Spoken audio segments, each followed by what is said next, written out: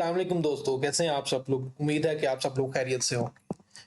बहुत common topic specially आजकल जिस तरह बिजली की कीमत दिन ब दिन बढ़ रही है, तो ज़्यादा से ज़्यादा लोग उस कीमत का असर कम करने के लिए सोलर सिस्टम की तरफ शिफ्ट होने का सोच रहे हैं। तो फ्रीक्वेंटली मुझसे ये सवाल किया जाता है कि जी हम इतने हमारे घर के एसी हैं, तो किस साइज़ का सिस्टम लगाना चाहिए? गर्मियों में हमारी ये रिक्वायरमेंट है, सर्दियों में हमारी ये रिक्वायरमेंट है।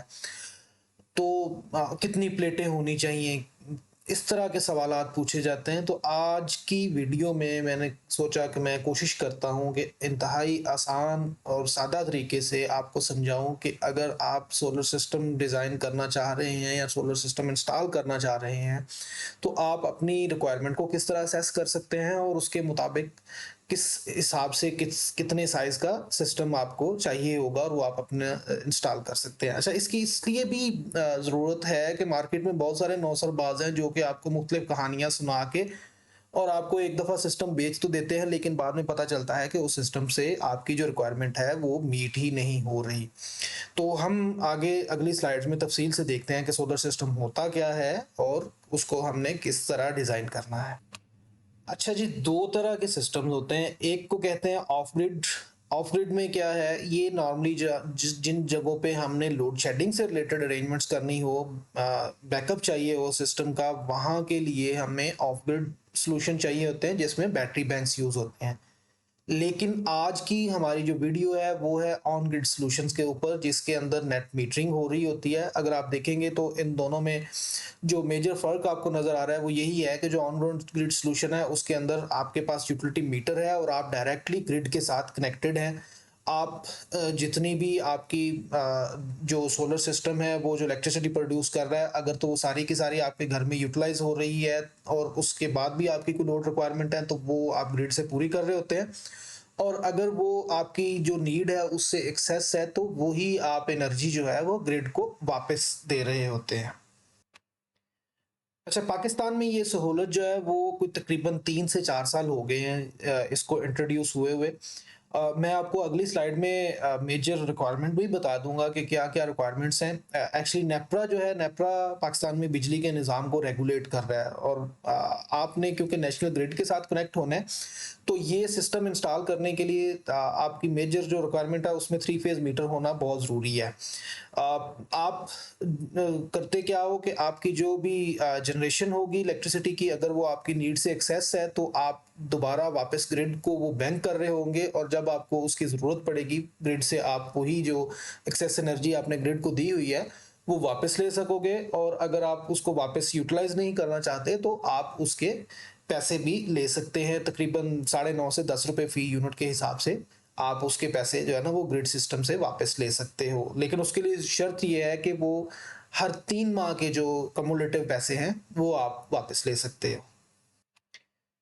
अच्छा जी, जो मेन रिक्वायरमेंट्स हैं नेट मीटरिंग सिस्टम की पाकिस्तान में, एक तो आपको 3 फेज़ मीटर चाहिए। आपकी जो भी रिस्पेक्टिव डिस्को है, लाइक अगर आप आइस्को से हैं, लेस्को से हैं, के इलेक्ट्रिक से हैं, तो आपको उस रिस्पेक्टिव डिस्को से 3 फेज़ मीटर इंस्टॉल करवाना होगा। जनरेशन लाइसेंस आपको चाहिए होगा नेपरा से। और जो आपका जो सोलर सिस्टम इंस्टॉलर है वो ऐसी कंपनी होनी चाहिए जो एईडीबी से अप्रूव्ड कंपनी हो। उसकी आपको लिस्ट भी एईडीबी की साइट से मिल जाती है, और नेपरा सिर्फ उन्हीं कंपनीज को जनरेशन लाइसेंस देता है जो एईडीबी की अप्रूव्ड कंपनीज हैं। अच्छा जी, अब आते हैं जो मेन हमारे वीडियो का टॉपिक भी है कि हम अपनी रिक्वायरमेंट के हिसाब से ये सिस्टम डिज़ाइन किस तरह करें। तो दोस्तों, कोई आपको रॉकेट साइंस की ज़रूरत नहीं है, कुछ भी नहीं आपने करना। आपने सिंपली करना ये है कि आपका जो भी पिछले महीने बिल आया है आपने वो बिल उठाना है, और उस बिल के अंदर आपको ये एक पोर्शन नज़र आएगा जिसमें पिछले पूरे 1 साल के जो आपने यूनिट्स कंज्यूम किए हुए हैं वो यूनिट्स आपको उसकी रीडिंग मिल रही होगी। आपने करना ये है कि आपने वो जो यूनिट्स हैं उनको टोटल कर लेना है कि पिछले पूरे 1 साल के अंदर हमने कितने यूनिट्स कंज्यूम किए हैं। अच्छा जी, वंस आपने वो यूनिट्स जो कंज्यूम्ड हैं वो आपने टोटल कर लिए, तो उसके बाद अगला प्रोसेस शुरू हो जाता है कि अब हम इस यूटिलाइजेशन के हिसाब से किस तरह असेस करें कि हमें कितने किलोवाट का सॉल्यूशन इंस्टॉल करना होगा? तो सबसे पहले तो दोस्तों आपने ये देखना है कि मेरी रिक्वायरमेंट क्या है? क्या मैंने जितनी भी मैक्सिमम यूटिलाइज़ेशन की हुई है, उतनी 100% उसको कवरेज देनी है, या 80% कवरेज देनी है, या 70% कवरेज देनी है?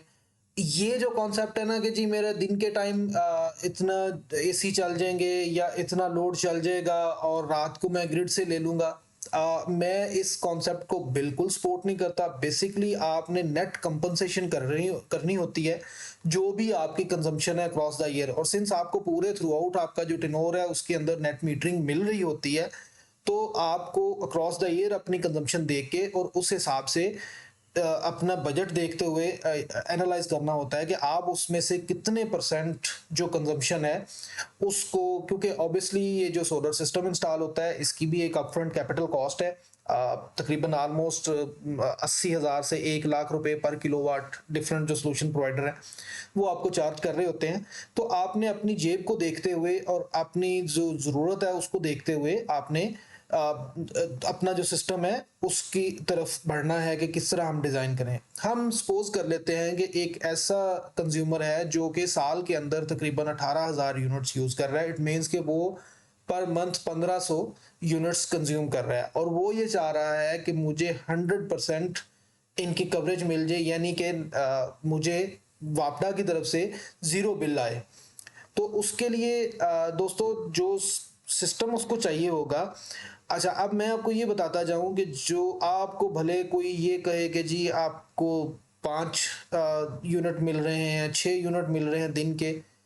इट्स अ प्रूवन फैक्ट कि 1 किलोवाट का सिस्टम पाकिस्तान के एनवायरनमेंट के अंदर तकरीबन डेली 4.2 से लेके 4.5 यूनिट्स जनरेट करता है। तो एवरेज जो मंथली जनरेशन है 1 किलोवाट के सिस्टम की वो तकरीबन 130 यूनिट्स बनती हैं।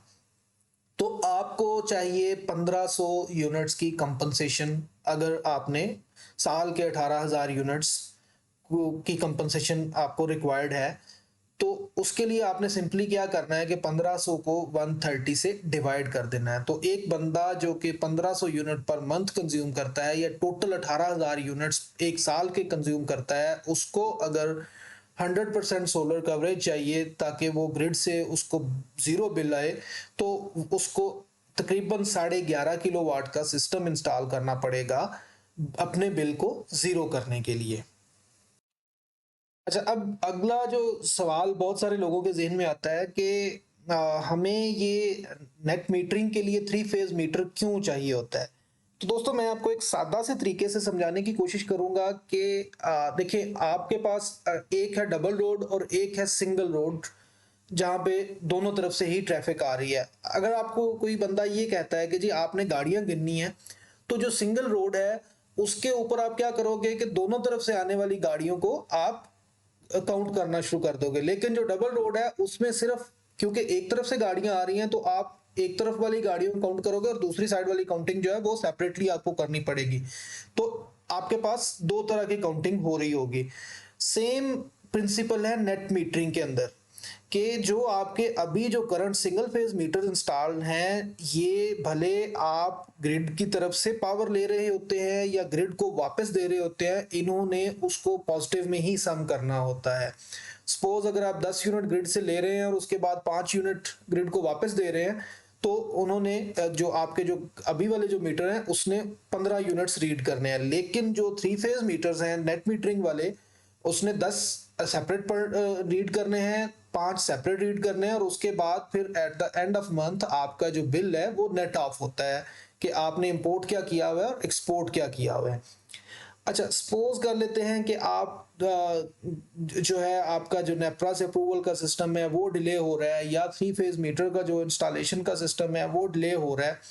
तो एक सादा सा जुगाड़ मैं आपको बता देता हूँ ताकि आप, क्योंकि बहुत सारे लोग हैं कि जो इनके पास ऑलरेडी सॉल्यूशन इंस्टॉल्ड है या कि वो इंस्टॉल करवा चुके हैं और अभी मीटर जो है उनका डिलेड है। तो एक रिवर्स पावर ब्लॉकिंग रिले आती है जो क्या करती है कि जब भी आपका जो सोलर सिस्टम है वो ग्रिड को सप्लाई देना शुरू करता है, वापस रिवर्स सप्लाई देना शुरू करता है, तो वो उस सिस्टम को ग्रिड से कट ऑफ कर देता है ताकि जो आपका वो जो रिवर्स सप्लाई जानी है ग्रिड के अंदर और वो आपके जो मीटर ने पॉजिटिव रीड करनी है, तो वो उस सप्लाई को कट ऑफ कर देता है। उससे ये होता है कि आप अपने जो इंटरनल इन हाउस यूज़ है, वो आप यूटिलाइज़ करते रहते हो। एक्सेस पावर का आपको बेनिफिट नहीं मिल रहा होता जो कि ग्रिड में जा रहा होता है, लेकिन जो नुकसान होता है बहुत सारे केसेस में लोगों को पता ही नहीं चलता और वो उल्टा नुकसान करा लेते हैं कि उनको एडिशनल बिल आ रहा होता है उस पावर का भी, जो कि उन्होंने ग्रिड को उल्टा वापस की होती है। फिर सेकंडली ये है कि ये सिस्टम जो है वो उन लोगों के लिए भी फ़ायदेमंद है जो कि छोटे साइज़ के जो सॉल्यूशंस हैं वो इंस्टॉल करना चाहते हैं। लाइक अगर किसी की 10 किलोवाट कंजम्पशन है, तो वो अगर 1 किलोवाट या 2 किलोवाट का सॉल्यूशन इंस्टॉल करना चाहता है, तो वो कर सकता है और इस रिले को इंस्टॉल कर सकता है, ताकि इन केस जब भी कभी अगर वैसे तो उस चीज़ के चांसेस कम होते हैं इतने छोटे सिस्टम के अंदर, लेकिन अगर कभी आपकी पावर जो है वो वापस ग्रिड की तरफ जाना शुरू करती है, तो वो ये रिले उसको ब्लॉक कर देती है।